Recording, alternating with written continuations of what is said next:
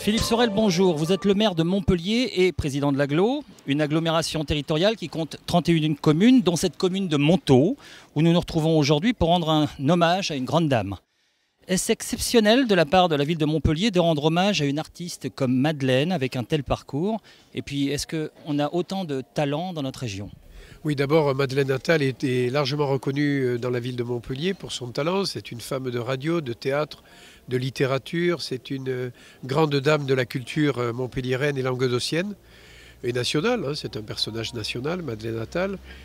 C'est bien que la ville de Montaut lui rende hommage et j'ai souhaité m'associer à la demande du maire de Montaut à cet événement pour montrer que l'agglomération de Montpellier, future métropole, est également présente auprès des communes et auprès des habitants des communes. Et dans ce cas précis, dans la grande thématique culturelle qui recouvre toute l'œuvre de Madeleine. Alors, sur la culture, vous savez de quoi vous parlez puisque vous êtes musicien. Vous faites partie d'une famille depuis longtemps ouverte sur la musique avec vos parents, vos frères et vos sœurs.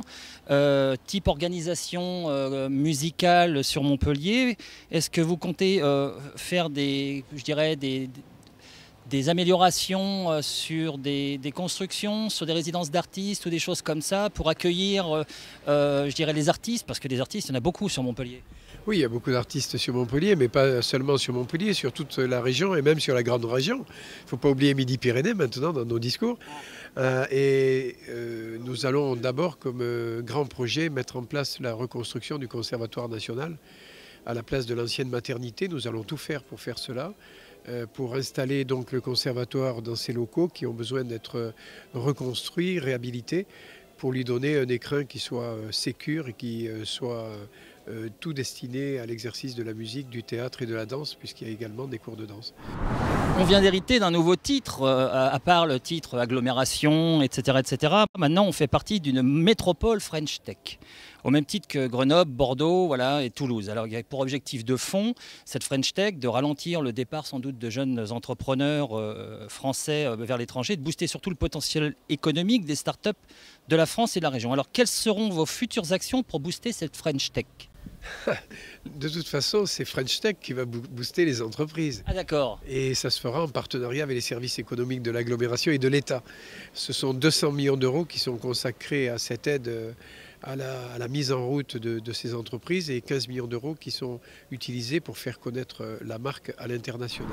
Là où je me posais la question, c'est qu'avec Toulouse, qui est aussi une French Tech, on se retrouve avec deux métropoles dans une future région. Alors ça ne fait pas une redondance, on va pas se faire bouffer par la 4e ville de France, ici en Languedoc ou... Non, mais ça ne marche pas comme ça. Ça marche, vous savez, chaque entreprise est libre. Surtout dans le domaine du numérique où ce sont souvent des entreprises et la plupart du temps des entreprises citoyennes. Elles ont chacune leur spécificité et doivent travailler en complémentarité. C'est d'ailleurs le cas sur le territoire.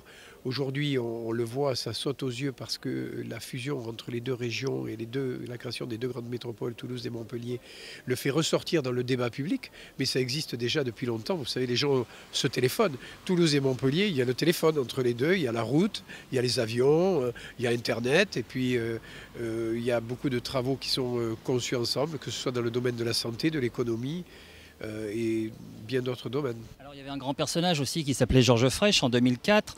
Il apprenait une nouvelle identité, d'ailleurs Sud de France, qui n'était pas Sud Midi-Pyrénées. Et il a voulu faire cette fameuse septimanie, une tentative globalement mal perçue, mal reçue par les Languedociens qui n'ont pas voulu de cette appellation. Ça a suscité beaucoup d'opposition dans la population. Ça a été finalement abandonné après des campagnes de presse hostiles. Alors, quand on pense à cette septimanie qui n'allait pas jusqu'à Toulouse, elle s'arrêtait bien avant, ça mettait bien en avant un territoire languedocien. Alors, malgré sa grande gueule et ses frasques verbales, Georges Frêche était quand même un précurseur régional, mais surtout un languedocien indépendantiste confirmé. Alors, ma question c'est, est-ce que vous ne pensez pas qu'on s'écarte un petit peu de 30 ans de travail, de direction, puisque même M. Bourquin, précédemment, qui nous a quittés, était beaucoup plus pour une région languedocienne forte plutôt que de s'allier avec la Midi-Pyrénées? D'abord, s'allier avec Midi-Pyrénées et augmenter les forces des deux régions. Le Languedoc-Roussillon est une région pauvre et s'allier avec Midi-Pyrénées, à mon sens, la boostera. Nous sommes pauvres? Par rapport à toutes les régions, par rapport à toutes les autres régions au niveau national, nous avons un taux de chômage très élevé et nous avons une création d'entreprises qui est certes forte sur Montpellier, mais qui dans le reste de la région est relativement modérée. Ce qui est important, d'abord, je ne pense pas qu'être régionaliste, ça signifie être fondamentalement et de façon systématique contre Paris. On peut être régionaliste, aimer sa région et reconnaître qu'il y a une capitale. C'est mon cas. Paris, c'est la capitale du pays. Sinon, je serais anti-républicain, ce qui n'est pas mon cas du tout, et anti-État. Mais on peut avoir de la passion pour sa région et reconnaître qu'on est dans un pays gouverné par une grande capitale qui s'appelle Paris. C'est comme cela que je fonctionne. Ensuite, Georges Frêche, lorsqu'il a parlé de Septimanie, faisait allusion à la région actuelle et aux 7 villes romaines qu'il a composées. Aujourd'hui, avec Midi-Pyrénées, on est dans la reconstruction du grand Languedoc classique, celui des comtes de Toulouse, auquel s'ajoute le territoire catalan et auquel a été retranché le Velay et le Vivarais. Voilà à peu près la disposition géographique. Moi, je prendrai le nom qui conviendra aux deux, c'est-à-dire aux Occitans et aux Catalans. Si les Occitans et les Catalans sont d'accord pour le nom futur de la grande région, ça me conviendra parfaitement. Vous avez une petite idée peut-être? Il y a des choses qui ont transpiré déjà? Je n'ai aucune idée. Je prendrai l'idée qui sera acceptée par les deux cultures qui sont proches mais qui ne sont pas identiques, hein, celle des Catalans et celle des Occitans. Alors, deux capitales, ça veut dire qu'il y en a une économique, une peut-être plus portée sur la médecine ou quelque chose comme ça? Non, M. Valigny, ce matin, est revenu dans la presse sur ses propos un peu trop intrusifs sur notre débat régional. Il a dit qu'il pouvait y avoir une capitale et un chef-lieu. Il a dit qu'on pourrait se partager les fonctions. Je trouve qu'en quelques jours, il est devenu plus raisonnable. D'accord.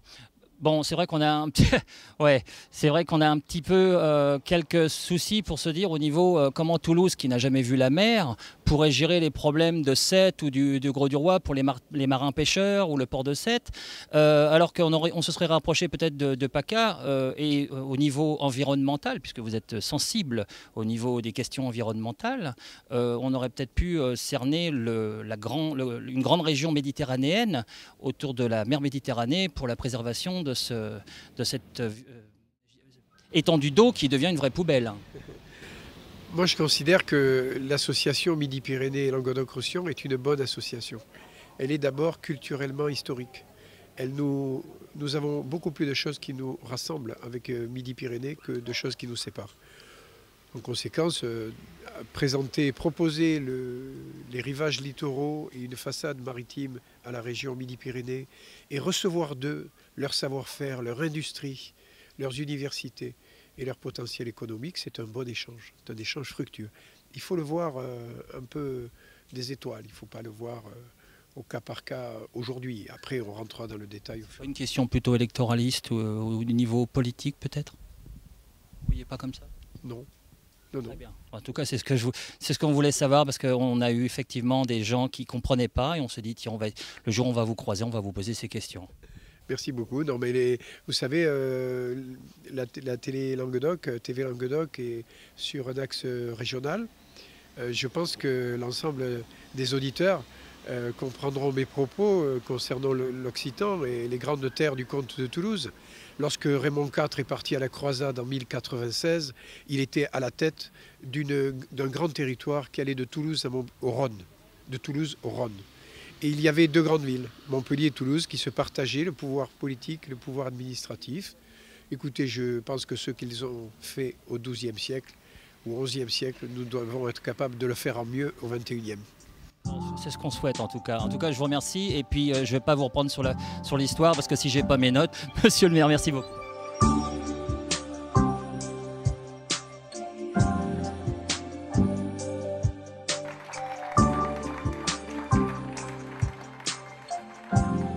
Votre silence était de grande qualité.